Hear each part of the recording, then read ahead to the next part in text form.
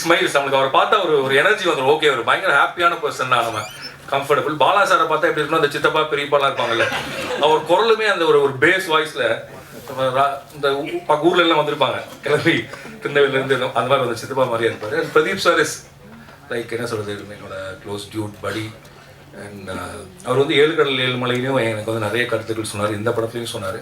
எனவே பிரதீப் கேமி இந்த ஏன் இப்படி பண்ணலாமா அப்படிங்கிற இன்னொரு ஆல்டர்னேட்டிவ் ஜேர்னரை அவர் தான் புஷ் பண்ணார். நீங்கள் ஒரு ஃபீல் குட் பண்ணுங்கள், ஹியூமர் பண்ணுங்கன்னு புஷ் பண்ணி தான் இந்த படத்துக்கு வந்தோம்.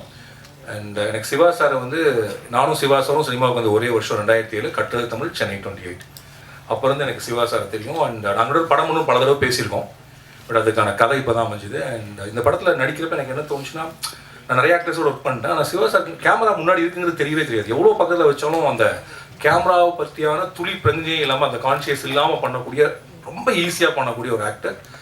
அண்ட் ஆக்சுவலாக அவர் ரொம்ப ஒரு அண்டர் எஸ்டிமேட் பண்ணி அவரை நடிக்கவே மாட்டேன்னு பிடிவாத பண்ணி பல படங்கள் நடிச்சிருக்காருன்னு நினைக்கிறேன். அண்ட் இந்த படத்தில் உண்மையாகவே நான் என்ஜாய் பண்ணேன். அண்ட் கிரேஸ், நான் அவங்களை டான் கூப்பிடுவோம். ஏன்னா சி ரியலி அ டான்.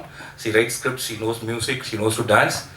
ஒரு பரதநாட்டியத்தில் ஷீட்டு லீடர் BA.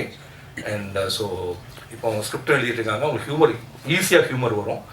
அண்ட் ஒரு சின்ன ஒரு மிடில் கிளாஸ் குடும்பத்திலேருந்து கிளம்பி வந்து சினிமாவுக்குள்ளே நுழைஞ்சு தனக்கான இடத்த தானே உருவாக்கிட்டாங்க. ஒரு ஹீரோயினுக்குரிய எந்த விதமான என்ன சொல்கிறது, ஹீரோயினுக்கு நம்ம சொல்லக்கூடிய எந்த இதுவும் இல்லாத, முழுக்க தன்னுடைய நடிப்பினால் நம்மளை வசீகரிக்கக்கூடிய ஒருத்தர். நான் வந்து இந்த ஸ்கிரிப்ட் எழுதிட்டு இருக்கப்போ அப்பன் ஒரு படத்தை பார்த்தேன். அந்த அப்பனில் ஒரே ஒரு ஷாட் அவங்க ஓடி வந்து அது ஆக்டிவாக ஸ்கூட்டர் ஏதோ ஒன்று அதில் பின்னாடி ஏறி உட்காருவாங்க. நான் முடிவு பண்ணி இந்த பொண்ணு நடிச்சா அந்த கேரக்டர் கரெக்டாக பிரதீப் சார்ட்ட சொல்லி எல்லாம் சண்டை போட்டு இவங்க தான் கிட்ட அதுக்கு ஒரு 4 மாதம் நான் வெயிட் பண்ணேன். சரி இவங்களை ஓகே பண்ணுறது. ஸோ இப்படி அப்புறம் இந்த பையனை தேடுறதுக்கு வந்து நாங்கள் முதல்ல ஒரு பையனை சரி பண்ணிட்டோம். அப்புறம் தேடி அப்புறம் இவன் கிடைச்சான். பிரதீப் சார் என் பையன் நடிக்க வைக்கணும்னு சொல்லிட்டு இருந்தார். எனக்கு அவன் வேறு படத்தில் வேணால் நடிக்கலாம், என்னால் என் பையன் டைரக்ட் பண்ண முடியுமான்னு தெரியல. அப்புறம் ரொம்ப செல்ஃபிஷாக ஆகிடுமோ நம்மளுக்கு ஒரு இது வேறு. அண்ட் அப்புறம் கண்டிப்பாக இப்போ இன்னொரு பையன் நடித்தா மலையில் ஏறலாம் சொல்லலாம், நம்ம பையன் நடிக்கிறப்ப அவன் என்ன சொல்லுவான் நம்மளுன்னு தெரியாது. ஸோ அண்ட் மித்துல், அன்பு, நாங்கள் அன்புன்னு தான் கூப்பிட்றோம். அண்ட் வந்து ஒரு என்ன சொல்கிறது, அவனுக்கு நாங்கள் ஓட சொல்லி கொடுத்தோம், ஸ்விம்மிங் பண்ண சொல்லி கொடுத்தோம், வேவ் போர்ட் ஓட்ட சொல்லி கொடுத்தோம், ஃபுட்பால் ஓட சொல்லி கொடுத்தோம், நடிக்க சொல்லி கொடுக்கல. அது தானாகவே வந்துச்சு அவனுக்கு. And is very easy.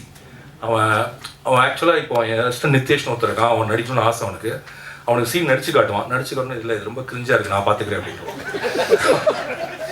So அந்த மாதிரி லைக் ரொம்ப நல்லா பண்ணான்.